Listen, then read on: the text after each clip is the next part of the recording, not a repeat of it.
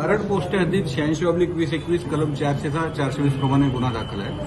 आपल्या जिल्ह्यातील साखर कारखान्याकडनं काही साखर उचलण्यात आलेली होती चेन्नई इथली कंपनीकडनं आणि ती साखर एक्सपोर्ट केल्यानंतर साखर कारखान्याला प्रति टन 1044 रुपये प्रमाणे एक्सपोर्ट सबसिडी मिळणार होती.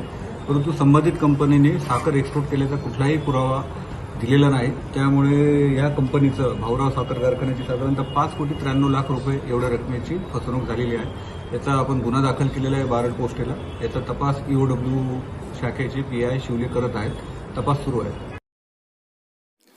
हमारे यहाँ फर्नीचर, पलंग, सिंगारदान, सोफा सेट, अलमारी, dining table, fridge, computer table और दीगर कंपनियों के फर्नीचर दस्तियाब है. एक मरतबा तशरीफ लाकर खिदमत का मौका दे. प्रोप्राइटर मौलाना शबीर साहब, deluxe furniture mall and home appliances, fruit market के सामने, माल्टेगरी रोड, कामठा, नांदेड़.